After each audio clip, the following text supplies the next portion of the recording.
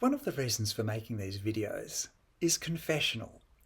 I need to reckon with my previous scorn for sport as a more or less useless group activity that musters hysterical energies but doesn't contribute to cultural capital in the way that arts and humanities and science do.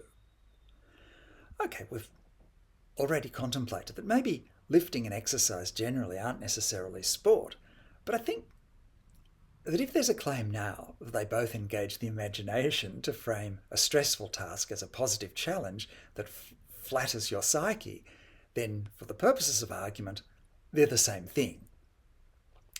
I used to think this: art and science, technology, music, economics, architecture, philosophy, and all of them build cultural capital.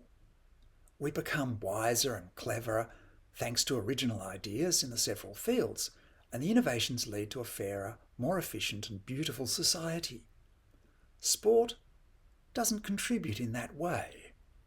You could collapse the whole history of tennis as a bit more spin here and a bit more slam there. It's stagnant because it's based on arbitrary rules, and it doesn't matter historically if player X wins or player Y. Whoever wins is of no consequence.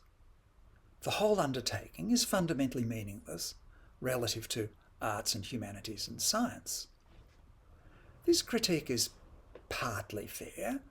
The history of sport is a bit limited compared to the history of arts and humanities or science, but they operate in different domains, and it's a bit like saying that a pullover doesn't have the virtue of a shoe. Technically that's right, but still they might both be valuable in their own way, even if they're not valuable in each other's way.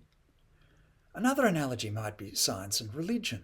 There's no real crossover, as described by Stephen Jay Gould.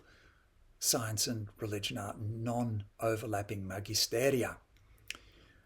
And now, quite recently, I've become curious about the development of sport in Western tradition, and especially the earlier forms for which we still use the ancient Greek word athletics.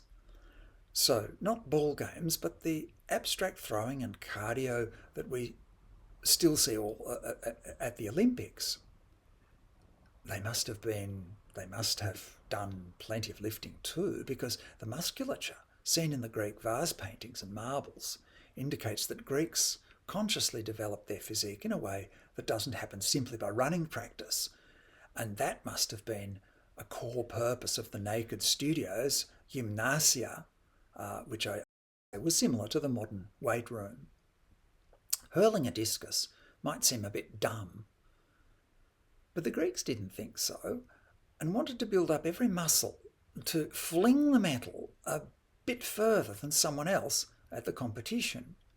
And behind the public performance, there would have been much training and drill, a lot of which must have been conducted in the weight room.